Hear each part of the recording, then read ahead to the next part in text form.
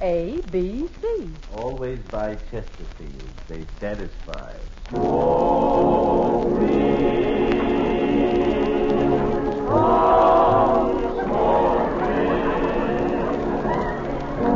While a Chesterfield burns. Chesterfield presents Author Godfrey Time.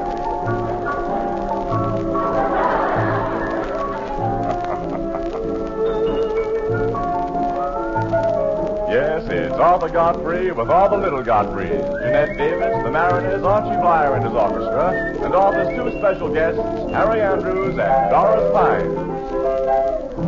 And now, here's that man himself, Arthur Godfrey.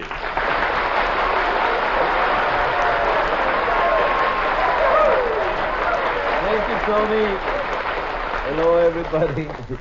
I'm here this morning, complete with my two Chesterfields burning. But if I don't show up tomorrow, you'll know where I am. In my hotel room, with the windows boarded up and a dresser shoved in front of the door. Over to Lexington. I'm scared. I'm scared to death. I've been reading Dick Tracy. He's got a new male menace. Have you seen him? Coffee Head. Why Coffee Head, I don't know. It could have been Beer Head or Pepsi-Cola Head, but it's Coffee Head. And you should see the shape of his noggin. The left ear is in the middle of his head like a coffee pot handle, and his right ear is clear up at the top like the spout. But it's an old-fashioned coffee pot. Why couldn't they keep it modern? Give him a head like an hourglass and call him Silex Sammy. Percolator Pete. Danny the Drip or something. I'm worried about Tracy, you know. He's going to get it this time. Can't you just see how this guy Coffee Head is going to work? You sneak up on a victim, you grab him by the throat, bend him backwards, pour hot coffee all over him. And then finish him off with a sharp blow from the stale donut. I tell you, this city won't be safe with a guy like that on the loose. But then I guess it isn't anyhow. According to a United Press dispatch from Chicago, it seems they've got an organization out there called the National Widow and Widowers Club. The purpose of which is to wed widows to widowers and other would-be wedders of unwedded widows. And they're trying to decide on a place for their annual convention. New York was considered, but it was rejected. Seems there are too many wicked Beau Brummel types around here. Beau Brummel. I guess they mean guys like Schaefer, huh? According to the president of the National Widow and Widowers Club, these men use their fine clothes as bait for women. They absorb everything they come in contact with, she says. Modern blotters, that's what they are, blotters. Well, fold me up and call me Kleenex. For heaven's sakes, blotters we are. You know what you need around here. You got to have personality. That's what you got to have. Has anybody got the lyrics to that tune over there? It'd be nice if I had them. Since I'm going to do the song, it would be very nice if I had the lyrics. Thank you. Oh, thank you. When Madame Pompadour was on a ballroom floor, said all the gentlemen, obviously, the madam has the cutest personality. And think of all those books about Dubarry's looks. What was it made her the toast of Paris, huh? Well, she had a well-developed personality. And what did Romeo see in Juliet? Or Pierrot in Pierrette? Or Jupiter in Juno? You know. And when Salome danced and had the boys entranced, no doubt it must have been easy to see that she knew how to use. Her personality. A girl can learn to spell, take dictation well, and yet never sit on the boss's settee unless she's got a perfect personality. A girl can get somewhere in spite of stringy hair, or even just a bit bowed at the knee. If she can show a faultless personality. And why are certain girls offered certain things, like sable coats and wedding rings, by men who wear their spats right? That's right. So don't you say she's smart and has the kindest heart, or what a wonderful sister she'd be. Just tell her how you like her personality.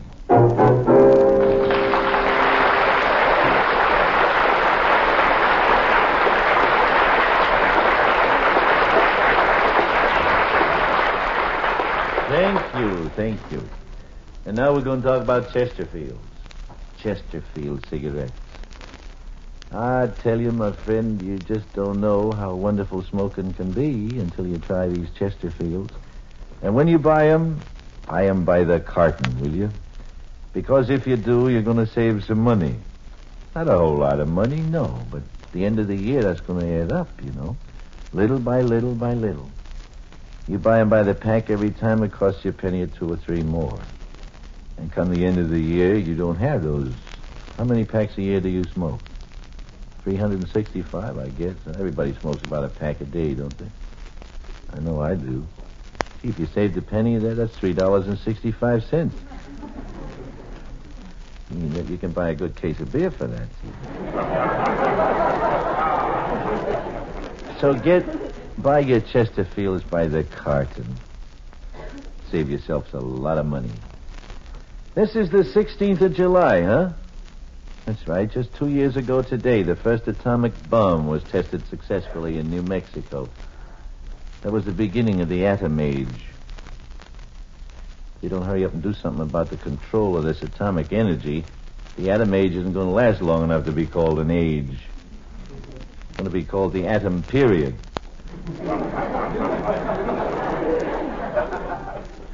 Say, incidentally, the Herald Tribune in New York is putting out a very fine booklet by Stephen White of a compilation of that famous journalist's articles on the atomic age that some of you folks might be interested in. All you have to do to get one is to write to Department A at the Herald Tribune. They'll be happy to send you one for free.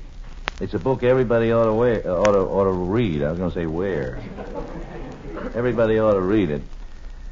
Anna Garcid, my very dear friend in Atlantic City, sends me one of Lulu McConnell's gags to use this morning.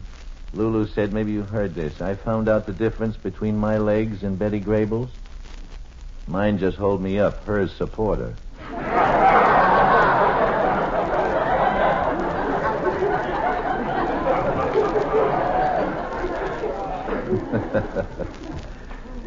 Here's a gal who can claim the same thing.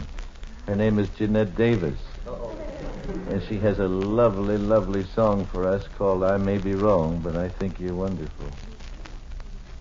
Where's that it? I may be wrong, but I think you're wonderful. I may be wrong, but I think you're swell. I like your style, say, I think it's marvelous. I'm always wrong, so how can I tell? All of my gowns are unsightly, all of my hats are a crime. If dear in you I picked rightly, it's the very first time you came along, say, I think you're wonderful. I think you're grand, but I may be wrong. I may be wrong, but I think you're wonderful.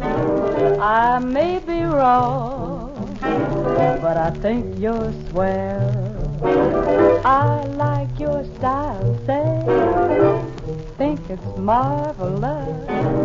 I'm always wrong, so how can I tell? All of my hats are unsightly, all of my gowns are a crime.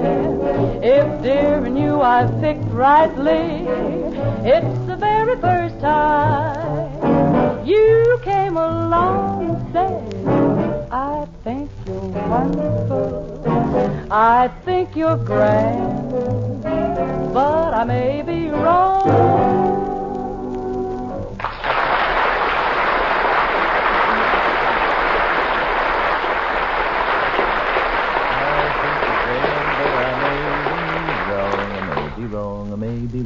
I may be wrong about this too, but you know some scientists have come up with the thing that these are people who seriously study depressions, you know, and they say that there's a definite connection between the fact that the ladies' skirts are going down and the fact that we're going to have a thing here someday.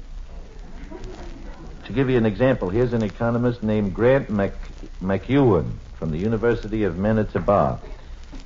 He was talking to a women's student league meeting the other day, and he recommended that they cut off a few inches from their skirts. He explained that economic graphs prove that when women's skirts go down, world economy declines. When there's a boom, the skirts go higher.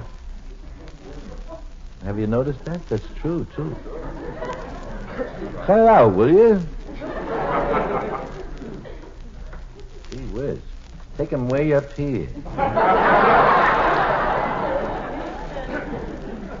I got a letter from Maspeth, New York. It says, Dear Mr. Godfrey, I actually thought you had a solution as to how one can wear invisible suspenders. My son, who attends a public school in Maspeth, has been informed that wearing suspenders in school is forbidden. Now I ask you, how is a 7-year-old child with no hips going to hold his pants up? He is coming to the size where you no longer get buttons or shirts and buttonholes in the pants. Do you know why they forbid suspenders in public schools? Just a listener and a faithful one. Now why would they do that? What's a kid going to do? That's very embarrassing.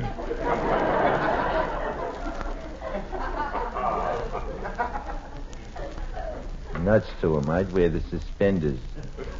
Tell her, go ahead, take them off. Go ahead.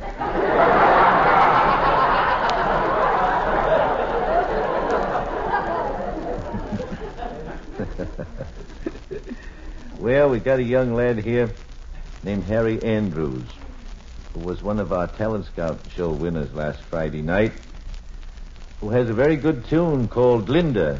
Want to hear it? Harry Andrews.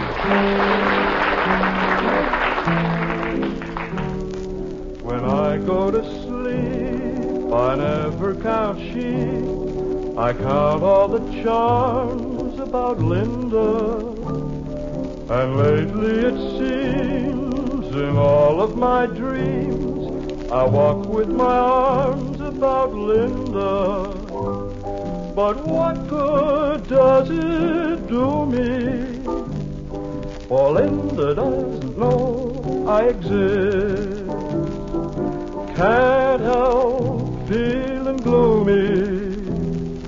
Think of all the loving I've missed. We pass on the street, my heart skips a beat. I say to myself, hello, Linda. If only she smiles to stop her a while, and then I would get to know Linda. But miracles still happen, and when my lucky star begins to shine, With one lucky break, I'll make Linda mine. Pass on the street, my heart skips a beat. I say to myself, hello, Linda. If only she'd smile, I'd stop her a while, and then I would get to know Linda. But miracles still happen, and when my lucky star begins to shine, with one lucky break, I'll make Linda mine.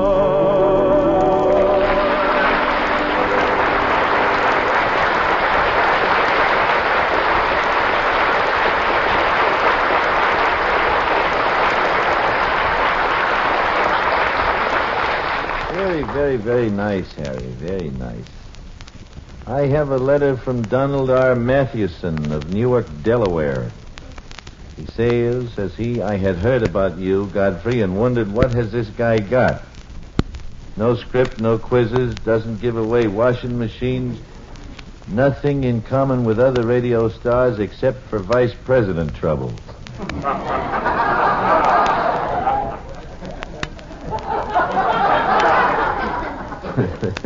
They're no trouble.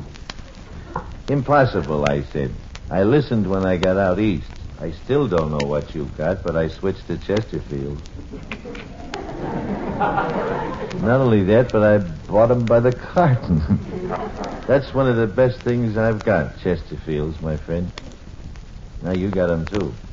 Now, what I really wanted to write about happened this morning, he says. When you laugh, our couch vibrates.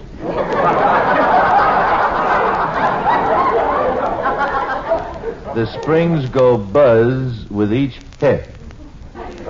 You put your ear down to it and you hear it. I called the whole family in to listen to it. All 5 of us listening to Godfrey with our ears glued to the couch.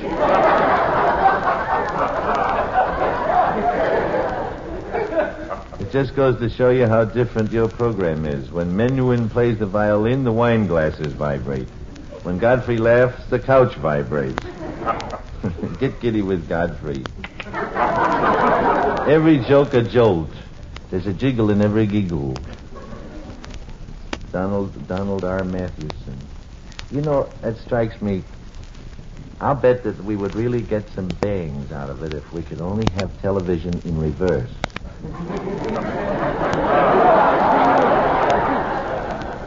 Especially on that early morning show of mine. Huh? If I could see what people are doing when they're listening to me at 6 to 7:45 in New York in the morning, I'll bet you that's something to see. We're going to get it, too, someday. You watch. And I'll have the screen right here, see, and I'll just describe it to you as I see it. Some of it, I mean.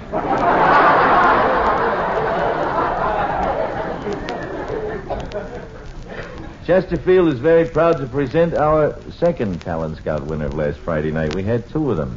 This is a very lovely little girl named Doris Pines, who is a pianist extraordinaire. She's going to play for us Malagina. Doris Pines.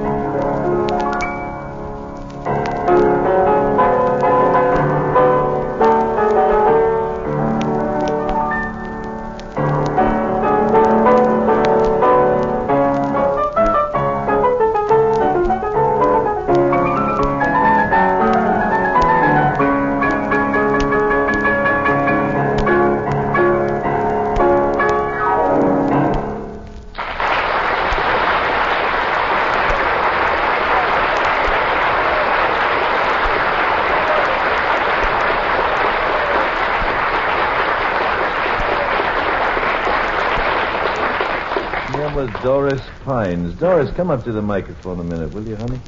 Tell me, when did you start to play piano? Oh, about 13 years ago. Gee whiz, that's a long time. You're an old woman. How old are you? 18. 5 years old you started to play, Mhm. huh? And I understand you're a student at Juilliard. That's right. You've not finished there yet. No, I guess I'll be there for about another 30 years. For heaven's sakes, what else can they teach you there? You'd be Gee. surprised.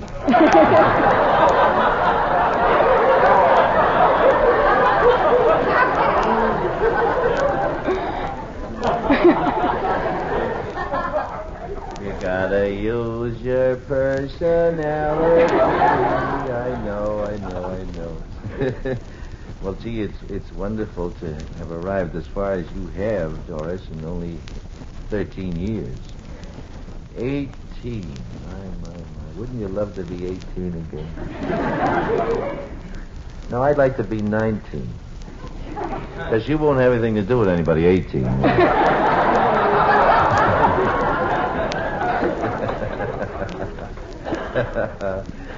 Oh, thank you, Doris. What are you going to play for us Friday? La Campanella by Paganini. La Campanella? That's right. Is that a flavor or what is it? What does La Campanella mean? I think it means the bells. The bells. Good. We're going to look forward to that. Thank you, Doris Pine. I have a little bedtime story for you. If anybody's lucky enough to be in bed. Of course, if you're up, it's an uptime story. Once upon a time, not so very long ago, old Mother Hubbard hid in the cupboard to escape from her dear husband, Jack, because he would shout and rip her hair out for buying their smokes by the pack. And then one day, Mother Hubbard heard Arthur Godfrey's hints for a happy household. And from that day to this, old Mother Hubbard still uses her cupboard, but she's happy. She's no longer mauled. She knows now for certain Chesterfield's by the cart and save money, and she won't get bald. So remember, ladies, you too will always be contented if you always buy Chesterfield's, always buy the carton. It's as simple as ABC. And here are... Oh, wait a minute. I thought I recognized that face. I know that it's too early for him to sing for you, but I want you to know that in the control room in there is young Vic Damone watching you folks. Come over here to the glass where they can see you, Vic. Look at the big man.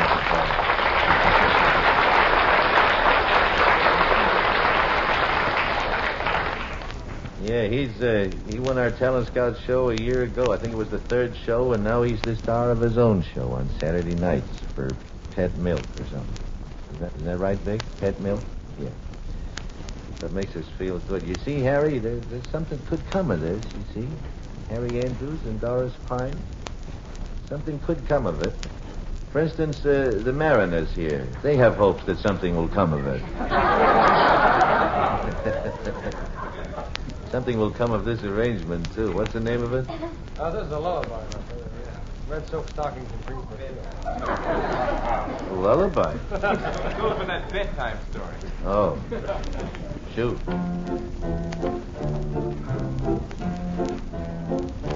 Here's a story of a roaring mining town, and a gal who really knew her way around.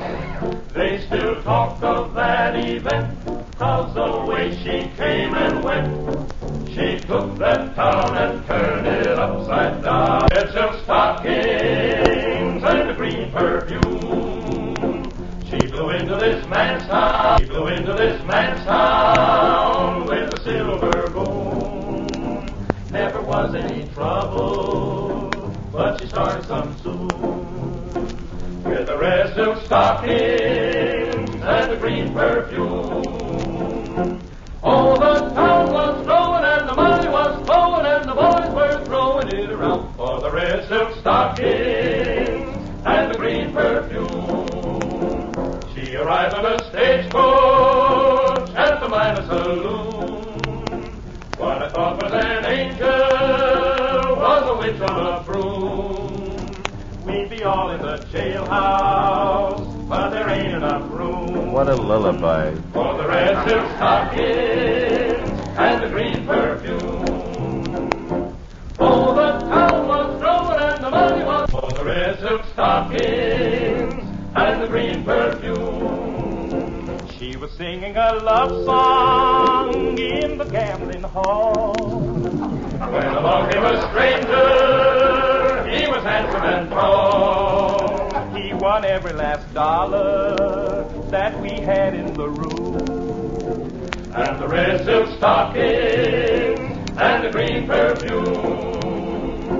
Oh, the town was growing and the money was flowing and the boys were growing in a run for the red silk stockings and the green perfume.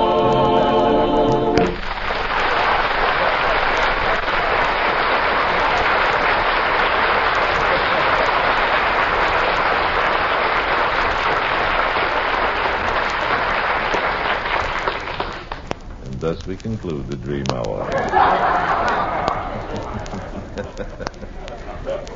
Tomorrow we're going to have a very distinguished guest. His name is Homer Feinschmecker. I don't know who he is, but he just switched to Calvert's.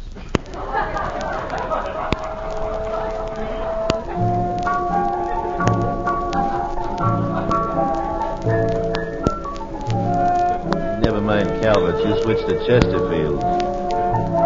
Buy them by the carton, will you? You'll save yourself a lot of money and you'll never beat the smokes in the world. Chesterfields. Be the good Lord willing, we'll see you again tomorrow. Some of you not till Friday. This is CBS, the Columbia Broadcasting System.